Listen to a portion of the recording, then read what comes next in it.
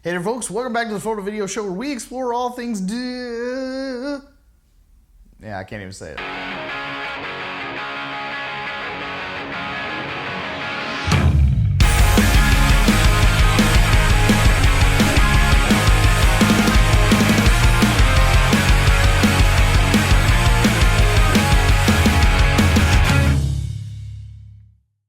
Well, as you can probably tell, folks, from the title of this video, I am, in fact, divorcing Nikon for good.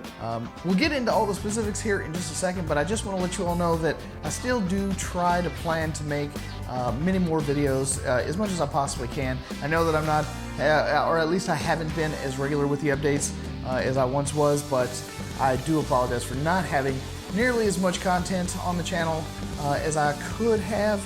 But I do plan to rectify that starting now. So, getting right into it, what exactly am I doing? What are you talking about, Mark? Why are you getting rid of your Nikon stuff? Well, the fact of the matter is I'm having this love affair with Sony. In particular, the Sony a6000. Most people would seriously think that I was crazy, and even I would tend to think I was a bit crazy. First reason why I'm divorcing Nikon and hooking up with Sony is the price.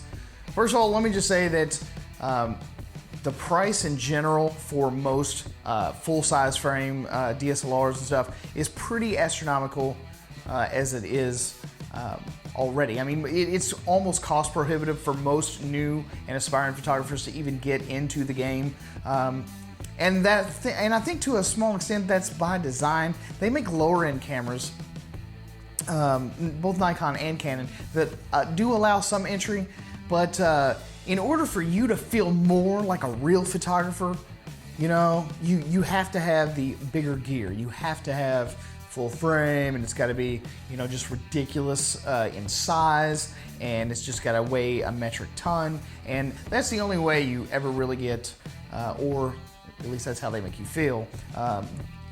It's the only way you have arrived is when you buy one of their $3,000–$4,000 camera bodies, and then and only then are you truly a professional, just because you can plop down more cash. Well, I disagree with that entirely. The price was a major selling factor for me. I easily could spend $2 or $3 grand on a Nikon body, or I went to my local Best Buy, found an open box buy there, and managed to get a Sony a6000 for $353, a fifth of what I would pay. But the level of awesomeness that's coming off of this sensor is just sick. I'll get into that later. But the price, $353 or $3,000. Reason number two is the weight. The weight of the a6000, it's almost like it's not there. It is not a burden. It is not cumbersome. It does not get in my way. It is a small, light, just razor sharp, efficient tool that continuously blows me away. Every time I pick it up, I'm just like, this is nuts. Weightless, almost weightless device. So for me, I was completely taken aback at how well this thing performed for its size in its class. The weight was a major selling factor for me because how many times have we done this? We're gonna go somewhere and we contemplate hard about whether or not to take our entire DSLR rig and all the big bulky lenses and stuff like that, and we opt just to not. We would rather take a crappier picture with our cell phone just because of the convenience of the fact that it fits right into our pockets. Number three, the feature set of this camera is so mind-blowingly astronomical. Like, it is amazing at how much stuff that this small $800 retail camera can do as compared to my other camera equipment. It was just nuts. The level of things that it was capable of doing in such a small, compact, petite little body, huge selling point for me, because I am not into that whole game anymore. I finally feel like I am free from waiting 2 years.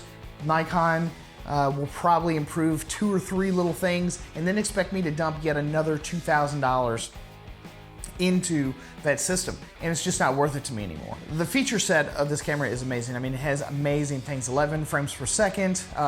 Even the kit lens that the a6000 comes with is churning out amazing pictures for me. I am blown away every time I look at the monitor, and I'm just like, I cannot believe that this is coming out of this camera. And I've been that way for a week solid, just looking and going, I can't believe it. The feature sets, as far as like near field communication and the Wi-Fi support with a built-in ad hoc router, the list goes on. I mean, there are plenty of reviews out there. This is not a review of the camera. I'm just here to tell you that I am blown away by the feature set of the Sony a6000. Number 4, the electronic viewfinder. The electronic viewfinder is the wave of the future, and I know that I'm going to get a lot of pushback for saying that. I mean, the technology is just moving so fast. I don't understand why people resist so much moving forward. It doesn't really make any sense. There's a lot of ingenuity. There's a lot of innovation going on out there. Why not apply it to the viewfinder on a camera? We do it in every other aspect of our lives where this technology is making it easier for us to do new things and be more flexible with our time, and allows us more time to be creative instead of always fiddling. I don't understand why people are so resistant to change. I'm out. It is so beautiful to be able to see what I'm going to be taking in the monitor or in the viewfinder before I take it. And for anyone that has any real level of experience with DSLRs knows that with an optical viewfinder, all you see is what the naked eye sees. Sony's made it extremely easy to find out exactly what you're focusing in on. It'll punch in, you can get the manual focus peaking on the objects that you want to have in focus. No more blown out skies. If you don't want blown out skies, you can see the zebra effect on whatever's gonna be overexposed. It is absolutely amazing what they have been able to pack into such a small little camera, and I couldn't get it with a $3,000 camera body. It doesn't make sense. Number 5, intercompatibility. This right here is the absolute game changer for a lot of people, and I think that this is going to soften the blow to such an extent that it's not going to be that hard to switch. And I think Sony's done a really good job of making it easy for people who are heavily invested in other systems, whether it be Nikon, Canon, or anything else. My Nikon flashes worked on the Sony a6000. You can buy adapters and Metabones adapters where you can use all of your old Nikon and Canon glass. There are adapters for just about every manufactured lens on the planet, and you can hook it up to this camera, and I'm talking gorgeous, beautiful results. Flashes and lenses are the two biggest reasons why people stick with a certain company, is because they are so heavily invested in either the glass or the accessories, and they're afraid they're not going to be able to get their money back out of it yet, that they end up just staying. You know, they stay in that rut. But I do want to commend Sony for really making it easy for us to put whatever we want on there and it work. Being able to switch over to a whole new system is basically what sold me.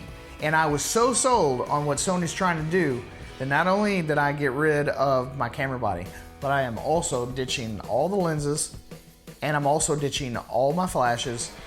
And I'm doing that because I can buy ridiculously cheap old Nikon D lenses or old Canon lenses or old Minolta lenses or old Fuji lenses, and I can buy a $15 adapter with all the money that I'm recouping out of that high-priced Nikon gear, and I can go out and buy these vintage lenses and use these cheap adapters, and they'll all work. To me, guys, it's just an absolute positively no-brainer. It's a no contest issue as far as I'm concerned. So there you have it. There you go, folks. That is the reason why I'm divorcing Nikon, and I gotta be honest with you, it's probably not gonna work for everyone. Are there problems? Absolutely. No camera system is absolutely perfect, but there are those that come very, very close, and I do believe that Sony is trying extremely hard to make it easy for us as photographers to move away from dinosaur DSLRs into this beautiful world of mirrorless camera systems. I'm gonna put a link down in the description below. If you guys happen to click on that and buy it, it really does help me out. But the whole point of this is not to sell Sony, it's to sell freedom from the big guys. You do have choices, you do have options. So thanks again for stopping here at the Photo Video Show. I'm your host, Mark Puckett. I'll see you guys again next time.